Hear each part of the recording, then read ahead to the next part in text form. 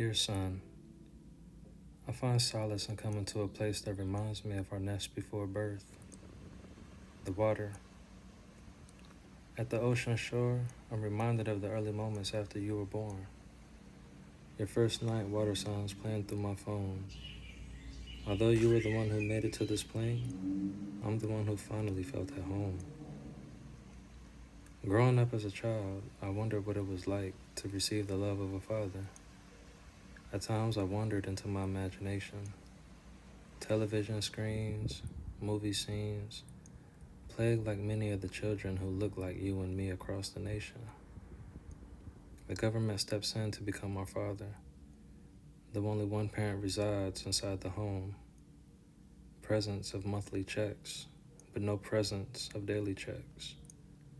Sometimes the feeling of nurturing from the feminine present, but the guidance from the masculine oftentimes absent. Whether it be from one party, the other party, or both. There was once a party that formed together to celebrate the birth of a new life. Somehow changed, estranged, and in the middle, behold, a product of strife.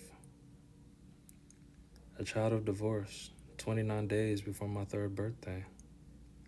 3 months later would be the last time I ever laid eyes on my father. I was often reminded of him, though, through the moments I angered my mother. I would resemble her former lover, and when the nesting ended, emotionally, I would seek cover. Am I to be ashamed of a man who I don't know? Am I to hate where I come from when I don't even recognize my ancestral home? Am I a child born of love, deserving of love, fatherly love?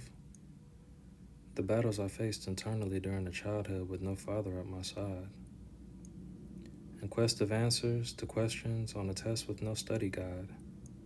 The pursuit of fatherly love. Milestones, challenges, falls and stumbles. I had to pick myself up each time and figure ways to nurture my own wounds.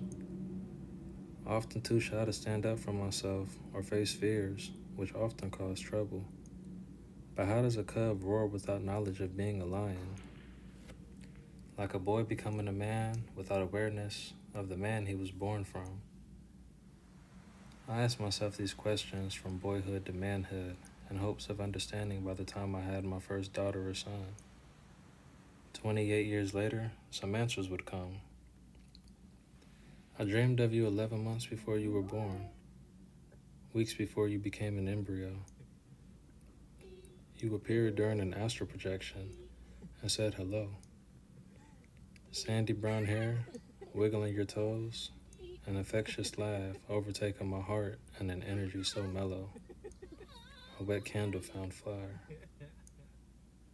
Several more times through the pregnancy, you reappeared, through dreams, through signs, and as the light to the dark memories and traumas as a child I feared. How to protect you from that, how to give you what I didn't have. A chance, and by chance, a name from an ancestor was whispered in my ear. Onyx, protection, an affirmation that you would hear each time your name was said. A new sunlight was on the horizon, and a son's life would come to alignment. With sunlight came shadows, and with patience, understanding unraveled. Your arrival brought answers, holistic remedies to the uncured cancer of childhood trauma. My love has been easy to give you, as if I never felt the void. No ploy or decoy from never receiving the love of a father could spoil my purpose in this stage. The pursuit of fatherly love, endlessly. My son, you would know that beyond my last days.